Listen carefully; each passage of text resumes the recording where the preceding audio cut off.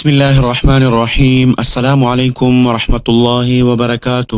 محترم سامعین، مولانا سید سلمان ندوی کے انتقال کے بعد علمی حلقوں میں ایک نئی بحث نے جنم لے لیا ہے۔ ایک طرف بعض جید علماء ان کے لیے دعائے مغفرت کر رہے ہیں، جبکہ دوسری طرف بعض اکابر علماء کا کہنا ہے کہ ان کے بعض اقوال خصوصاً حضرت معاویہ رضی اللہ عنہ کے بارے میں بیانات کی وجہ سے ان کے لیے دعائے مغفرت نہیں کی جا سکتی۔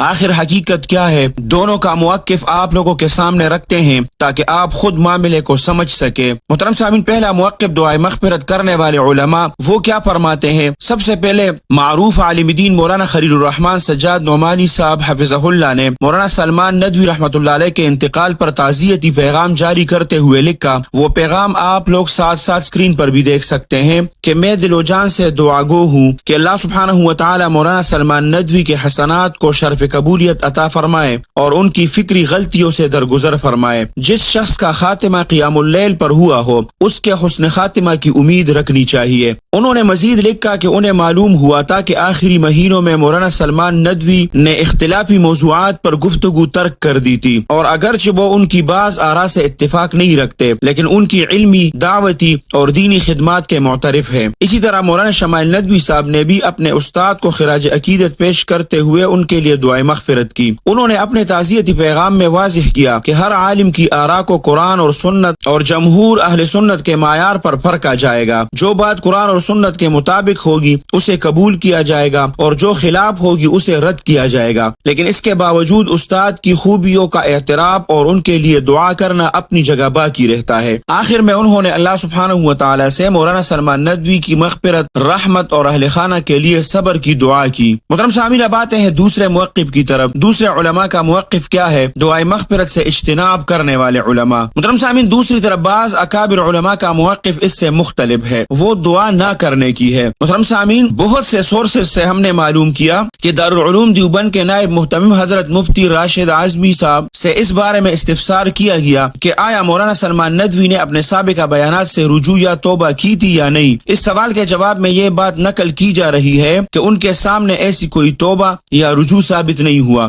بلکہ کہا گیا کہ وہ اپنے سابقہ موقف پر ہی دنیا سے رخصت ہوئے۔ اسی بنیاد پر ان کی طرف یہ موقف منسوب کیا جا رہا ہے کہ آخر توبہ ثابت ہو جاتی تو اصال ثواب کیا جا سکتا تھا، لیکن چونکہ ایسی کوئی بات معلوم نہیں ہوئی اس لیے انہوں نے افسوس کا اظہار کرتے ہوئے فرمایا کہ کاش انہوں نے توبہ کر لی ہوتی۔ اسی طرح حضرت مولانا مفتی امین فالنپوری صاحب سے بھی ایک سوال منقول ہے کہ کیا سلمان ندوی صاحب کے لیے دعائے مغفرت کی جا سکتی ہے۔ جواب میں ان کی طرف یہ موقف نقل کیا جاتا ہے کہ جس شخص کی زندگی صحابہ کرام رضوان اللہ علیہ مجمعین کی گستاخی میں گزری ہو اس کے لیے دعائے مغفرت نہیں کی جا سکتی، البتہ انا للہ و انا الیہ راجعون کہہ کر خاموشی اختیار کی جائے۔ محترم سامعین، یہ پورا معاملہ ایک علمی اور شرعی اختلاف کا ہے۔ ایک طرف ایسے علماء ہے جو ان کی خدمات، حسنات اور ممکنہ حسن خاتمہ کو سامنے رکھتے ہوئے دعائے مغفرت کر رہے ہیں، جبکہ دوسری طرف ایسے علماء ہے جو ان کے سابقہ متنازع بیانات اور توبہ کے عدم ثبوت کی بنیاد پر دعائے مغفرت سے اجتناب کا موقف اختیار کر رہے ہیں۔ اس لیے ضروری ہے کہ کسی بھی موقف کو بیان کرتے وقت امانت، احتیاط اور دیانتداری کا دامن ہاتھ سے نہ چھوڑا جائے، اور کسی شخصیت کی طرف کوئی بات منسوب کرنے سے پہلے اس کی تحقیق بھی ضرور کی جائے۔ محترم سامعین، مولانا خلیل الرحمن سجاد نعمانی صاحب حفظہ اللہ نے جو بات کی ہے اور انہوں نے دلیل بنایا ہے کہ انہوں نے چونکہ تہجد پڑھا ہے آخری رات اور موت سے پہلے، یہ اس بات پر دلالت نہیں کرتا کہ انہوں نے